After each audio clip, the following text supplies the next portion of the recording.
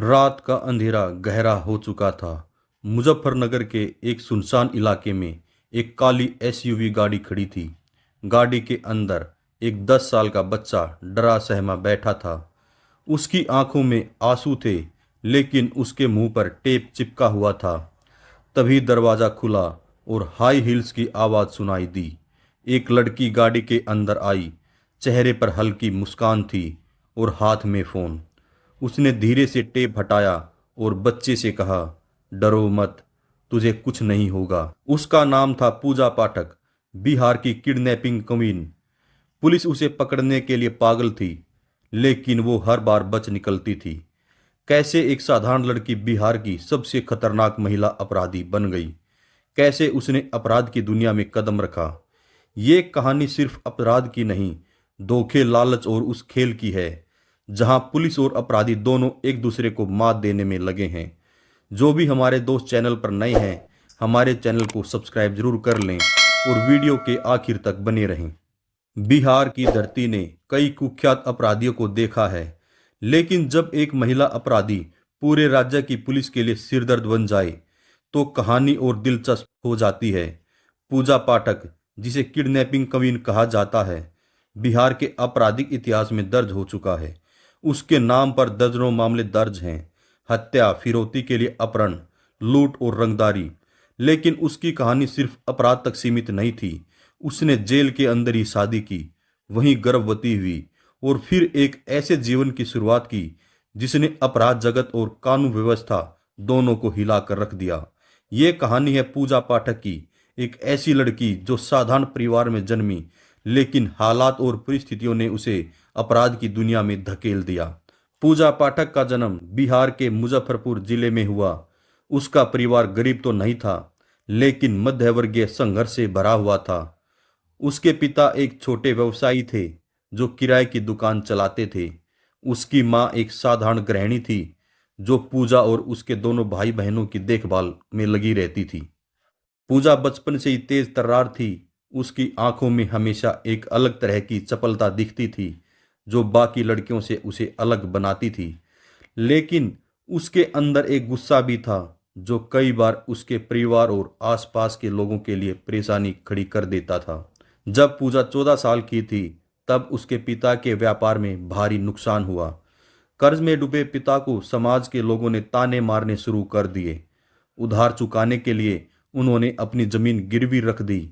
धीरे धीरे परिवार आर्थिक तंगी में डूबने लगा।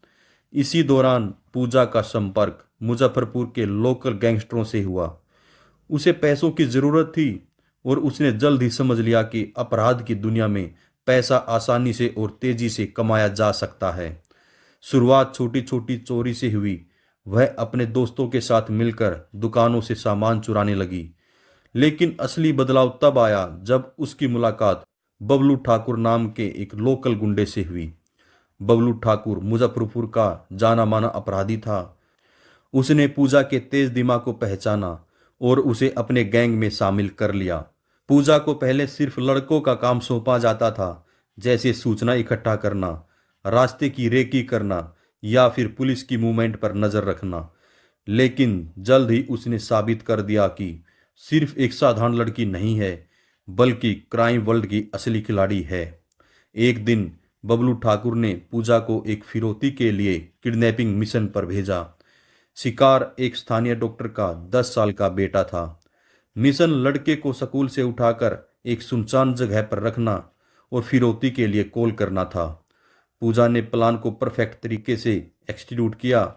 लड़का किडनैप हुआ, परिवार से 10 लाख रुपए की फिरौती मांगी गई और पुलिस को भनक तक नहीं लगी। यह पूजा के लिए एक टर्निंग पॉइंट था।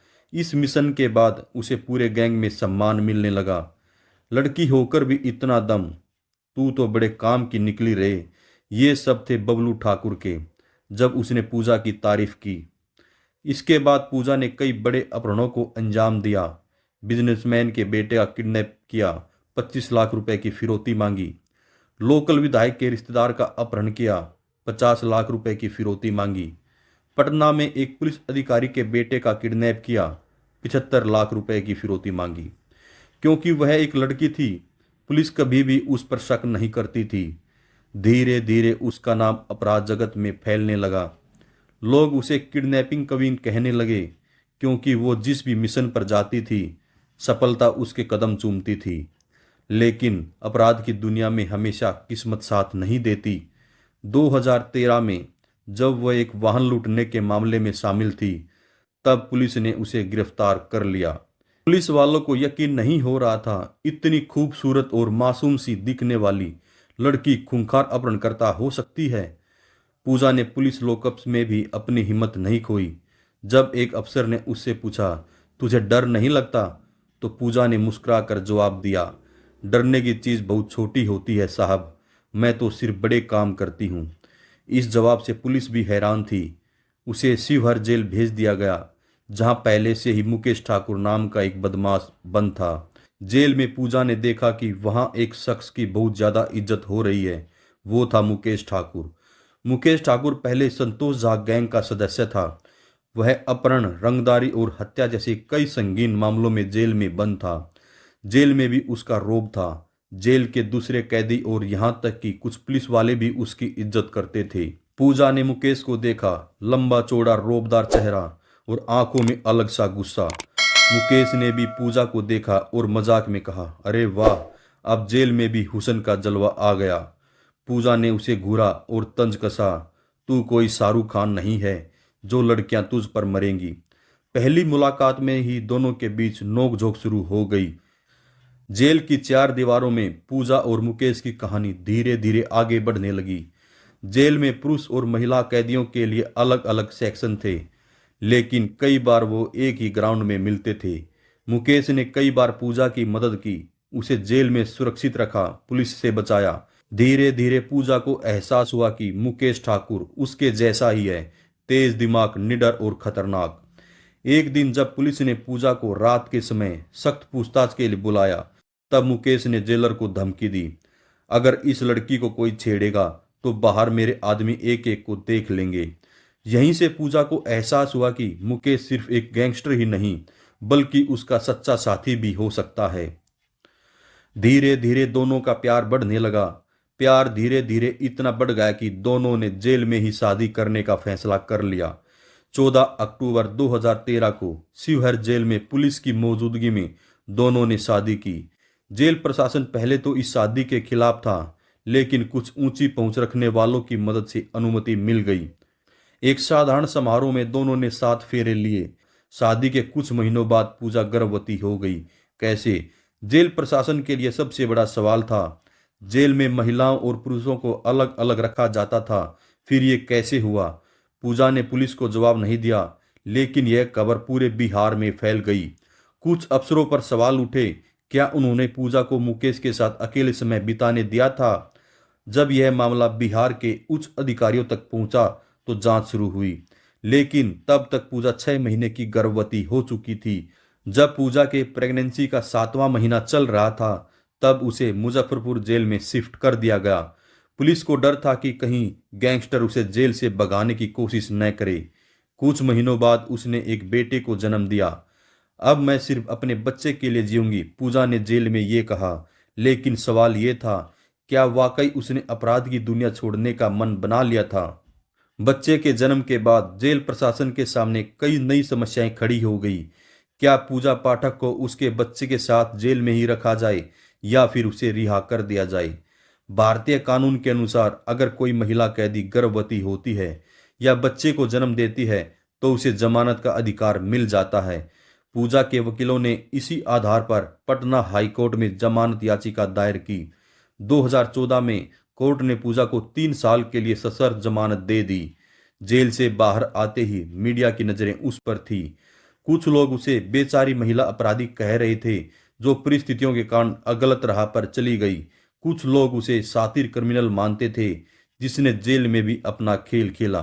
पूजा जेल से बाहर तो आ गई, लेकिन उसका अतीत उसका पीछा नहीं छोड़ रहा था। पुलिस हर समय उसकी हरकतों पर नजर रख रही थी। उसके दुश्मन गैंग उसे खत्म करने की कोशिश कर रहे थे। बिहार के अपराध जगत में अब नए नाम उभर चुके थे। उसे फिर से खुद को साबित करना था। कुछ महीनों तक शांत जीवन बिताने की कोशिश की, अपने बच्चे की देखभाल की। अपने पुराने संपर्कों से दूरी बना ली। पुलिस के सामने खुद को सुधरी हुई महिला दिखाने की कोशिश की, लेकिन अपराध की दुनिया इतनी आसानी से पीछा नहीं छोड़ती। पूजा के पुराने गैंगस्टर दोस्त अब उसे वापस अपनी गैंग में लाना चाहते थे। 2015 में एक दिन उसके पास एक ऑफर आया। पटना के एक बड़े कारोबारी के बेटे को किडनैप करने का प्लान था। फिरौती की रकम 50 लाख रुपए थी। उसे सिर्फ रेकी करनी थी, बाकी का काम गैंग के बाकी लोग करने वाले थे। उसे लगा अगर यह काम सही से हो गया तो वह फिर से अपराध जगत में अपनी जगह बना सकती है। इस बार पुलिस पहले से तैयार थी। पूजा पर पहले से ही पुलिस की नज़र थी। जैसे ही कारोबारी के बेटे का अपहरण हुआ, एसटीएफ स्टाफ ने तुरंत कार्रवाई की। अपहरण के 24 घंटे के अंदर ही पुलिस ने पूजा को उसके ठिकाने से गिरफ्तार कर लिया। इस बार तू नहीं बच पाएगी, गिरफ्तारी के वक्त एक अफसर ने कहा था। अब पूजा पर सिर्फ पुराने अपराधों के केस ही नहीं बल्कि नए अपहरण का भी मामला दर्ज हो चुका था। अब पूजा के खिलाफ सबूत मजबूत थे। कोर्ट ने इस बार उसे जमानत देने से मना कर दिया। 2016 में उसे आजीवन कारावास की सजा सुना दी गई। दोस्तों, अब बारी है आपकी। क्या आपको लगता है कि पूजा पाठक को दूसरी जिंदगी का मौका मिलना चाहिए था, या उसने जो किया उसकी यही सजा सही है? कमेंट में अपनी राय दीजिए। क्या कोई इंसान जुर्म की दुनिया से निकलकर एक नया जीवन शुरू कर सकता है?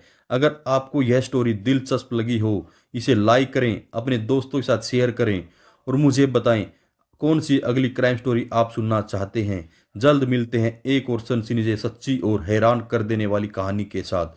नमस्कार, धन्यवाद, जय हिंद, जय भारत।